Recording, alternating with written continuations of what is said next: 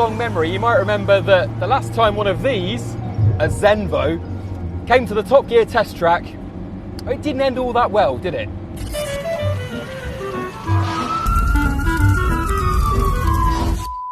But come on, that was 7 years ago.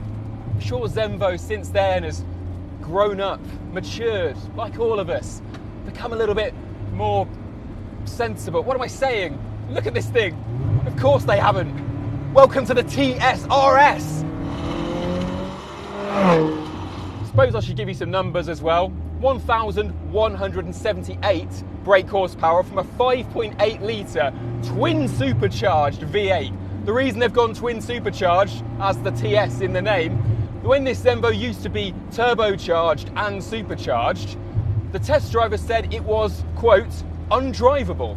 So, much more sensible now. It's also come down from a 6.9 litre V8 to just a 5.8. See, even Denmark can't get away from downsizing.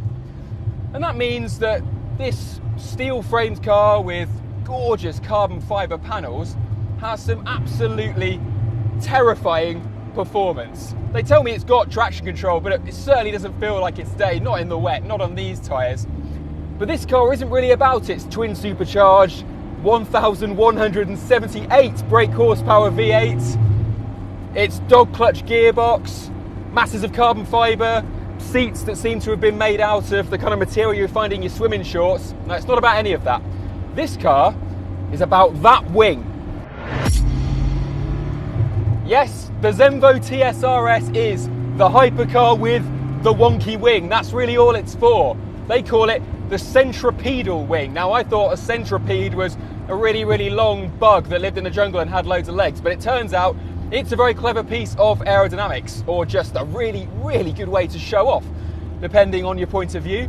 What we've got is a carbon fibre spoiler balanced out the back of the car, but it's hinged front to rear, so you can use it as an air brake. It stands up when I jump on the pedal.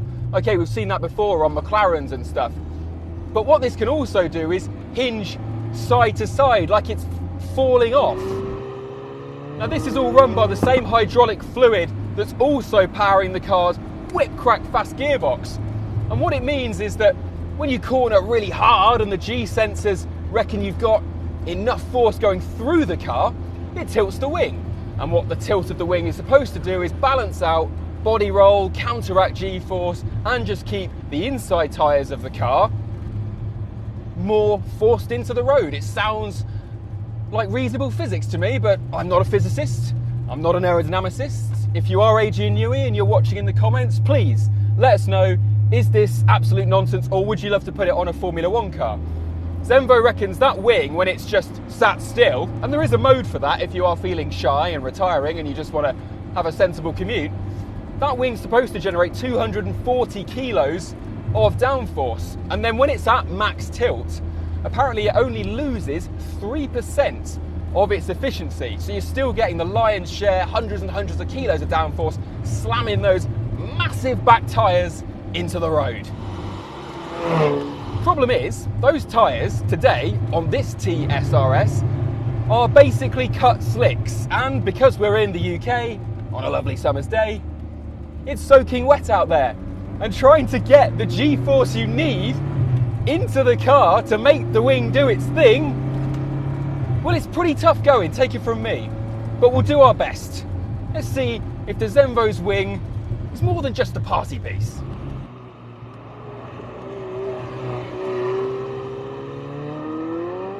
Zenvo reckons it'll do 0 to 62 in 2.8 seconds, 0 to 124 miles an hour in 6.8 seconds, a few tenths behind your Chiron, sorry Zenvo owners.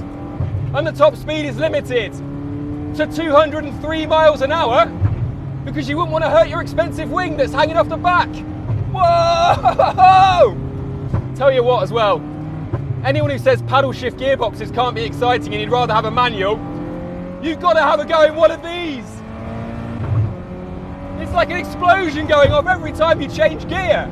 Feels like you might be being chased by some sort of artillery fire from, I don't know, an invading alien race. It's absolutely cracking. Well, that's what the Zenvo is all about, isn't it? There's no reason that those enormous tailpipes have to shoot gallons of fuel every time you hit the downshift. There's no reason it should be spitting fire on the upshifts either. But it can. And if you think supercars have got a bit serious of late, then this is what supercars used to all be about. Whoa!